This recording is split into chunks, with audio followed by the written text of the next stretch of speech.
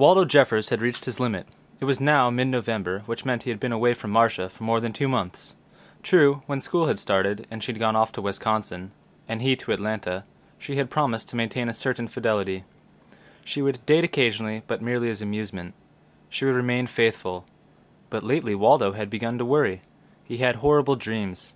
He lay awake at night, tossing beneath his pleated quilt protector, tears swelling in his eyes as he pictured Marcia, her sworn vows I've been overcome by liquor and the smooth soothings of some Neanderthal, finally submitting to the final caresses of sexual oblivion. Visions of Marcia's faithlessness haunted him. The thing was, no one else would understand how she really was. He, Waldo, alone understood this. He had intuitively grasped every nook and cranny of her psyche. He'd made her smile. She needed him, but he wasn't there. Waldo, you've intuitively grasped every nook and cranny of my psyche. The idea came to him one day after checking his post office box for a letter from Marcia. There was nothing. Then it struck him. He didn't have enough money to go to Wisconsin in the accepted fashion, true, but why not mail himself? It was absurdly simple. He would ship himself parcel post special delivery. It's absurdly simple. I'll ship myself parcel post special delivery. The next day Waldo went to the supermarket to purchase the necessary equipment: masking tape, staple gun, and a medium-sized cardboard box just right for a person of his build. He judged that with a minimum of jostling, he could ride quite comfortably. A few air holes, some water, a selection of midnight snacks, and it would probably be as good as going tourist. He arranged for his very good friend William P. Jenkins III to drop him off at the post office at 3 o'clock. He'd marked the package fragile, and as he sat curled up inside resting on a foam rubber cushion he'd thoughtfully included, he pictured the look of happiness on Marcia's face as she opened the package and finally saw her Waldo there in person. She would kiss him, and they would probably go see a movie. If only he'd thought of this before. Marcia Bronson had just finished setting her hair. It had been a very rough weekend. She had to remember not to drink like that.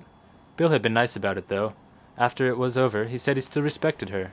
And after all, it was certainly the way of nature, and even though, no, he didn't love her, he did feel an affection towards her. After all, they were grown adults. Oh, what Bill could teach Waldo, but that seemed many years ago. God, it's absolutely modern outside. Ugh, I know what you mean. I feel all icky. I've been taking these salt pills, and they kind of make me feel like throwing up. God, don't even talk about that. Salt makes me feel all puffy. I don't think I'll ever touch a daiquiri again. Maybe Bill will call. After last night, I thought you'd be through with him. My God, he was like an octopus, hands all over the place. The thing is, after a while, you get kind of tired of fighting him off. And I didn't really do anything Friday or Saturday, so I kind of owed it to him. You know what I mean? I know what you mean. It was at this point that Mr. Jameson of the Clarence Dower post office arrived with the package. He brought the package inside. What do you think it is? I don't know. Look at the return address label, see who it's from. Oh God, it's from Waldo. That schmuck, you might as well open it. I think he's now at the shop. God, you need a power drill to get this thing open. I can't get a grip. Why don't you get us the blade? This is the best I could find.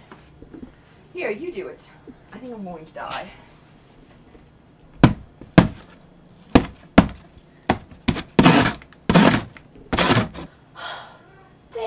Dang. I've got an idea. What? Just watch.